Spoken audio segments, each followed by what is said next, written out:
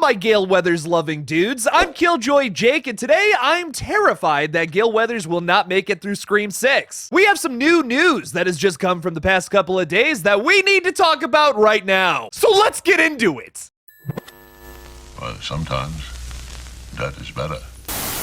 Now, although the majority of this video will focus on the character of Gale Weathers based off of some new things that have come out from Courtney Cox, I do first want to talk a little bit about this behind-the-scenes clip that we just got today. In a brand new behind-the-scenes featurette for Scream 6, we get to hear from some of our leading frontrunners, Jenna Ortega, Melissa Barrera, Jasmine Savoy Brown, Courtney Cox, and Mason Gooding. Our Radio Silence dudes are there as well, featuring returning directors Tyler Gillette and Matt Bettinelli-Olpin, as well as executive producer Chad Villella. So I'll be honest, we didn't get a whole lot of new footage or anything in this featurette, but we did get some interesting lines of dialogue from our actors. Courtney Cox talks about how this one adds so much horror by being in New York because the killer is now able to stalk his victims in a sea of people. And we have already seen some of this in action while Ghostface is swimming through that sea of people on the subway. They seem to be talking about this idea a lot, if it's Courtney Cox here or Melissa Barrera in past interviews, where it's like Ghostface can hunt people in a large group of people because, well, you know, it's not really out of place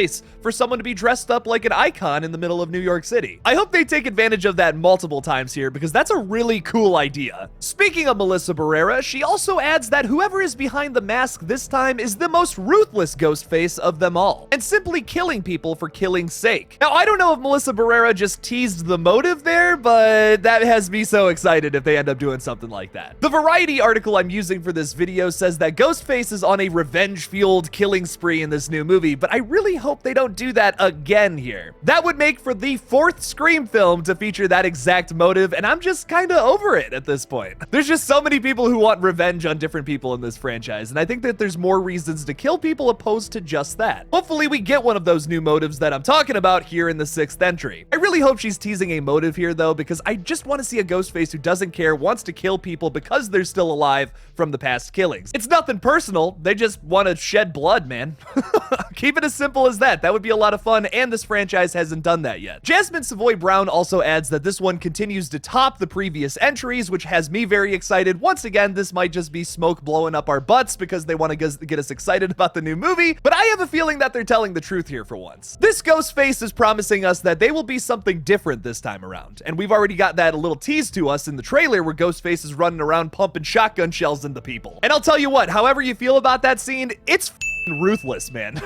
But getting into the main focal point of this video, which is Courtney Cox's Gale Weathers, a character that I'm very worried for.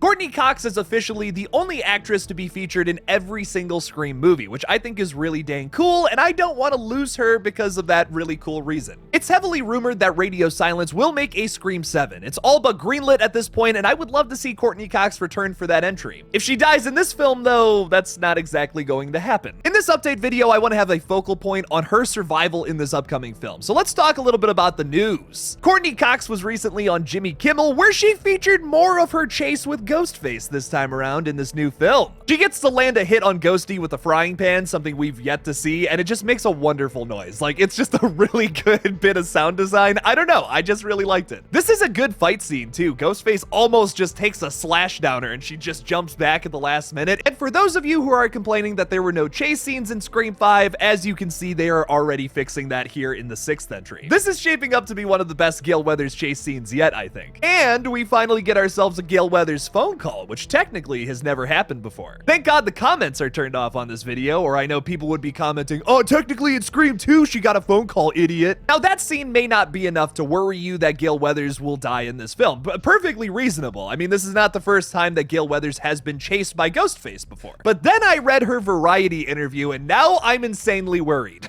Breaking this interview down though, first Courtney Cox is asked what it was like to make a Scream film without Neve Campbell. Courtney stoically replied to this by saying, "I missed working with her, but I'm going to support whatever she feels is right." Which I think is great. I mean, obviously Neve Campbell was pretty lowballed by the studio, which sucks because this movie's about to make a shit ton of money. They should have thrown more money at Sidney Prescott. I'm gonna be honest, I don't know why they didn't do that. I would be shocked if Scream 6 doesn't surpass what Scream 5 made at the worldwide box office of 140+ million, I want to say. I think it was a little over 100 140 if I remember correctly. I would be in total and utter shock if it doesn't go beyond that. The hype level for this movie is through the roof compared to the last one. Talking about what's to come in Scream 6, Courtney Cox teases, I have a really good scene with Ghostface and it was amazing. I've obviously been stabbed many times and all that, but this time, to work with Ghostface and not know who's under the mask, it was really fun. Usually by the time I'm getting stabbed, I know who it is. So this kind of confirms that this sequence that we just got on Jimmy Kimmel is earlier on in the movie. That's what it's always felt like to me, but this is sort of confirmation of that, at least if this is the same Ghostface scene she's talking about. I imagine we get a sequence that kind of introduces Gale Weathers, her position in New York. We get to see more of her personal life actually living where she's been living this whole time, opposed to just dropping into Woodsboro to start covering murders. I imagine we get some kind of reintroduction, and then as she's hiding in her apartment away from Ghostface, she gets a call. Cox continues with, she still lives in New York, which is great because now the killer's in New York, just as Sam and Tara have moved there. It kind of fell right into her lap. She wrote a book, she told Sam she wouldn't, and then of course she did because I mean, someone was going to do it, so she had to. So right there, Courtney Cox also confirms our suspicions about Gale Weathers' new book that was spotted at that weekend event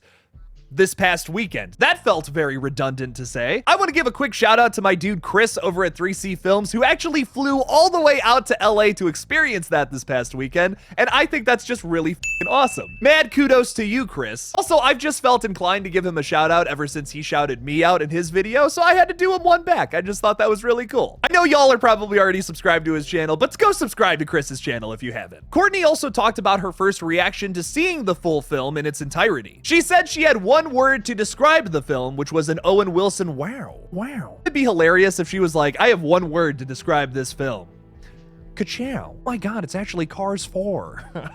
Talking about the film, Courtney Cox says, I was excited, I was scared. Even if I knew every single person and what's gonna happen and why and when, I won't look. It's so realistic and I laughed, I cried. She also adds, I'm just so excited to be a part of something this long. Yeah, and how much longer are you gonna be a part of it, Courtney? You're getting me real worried here.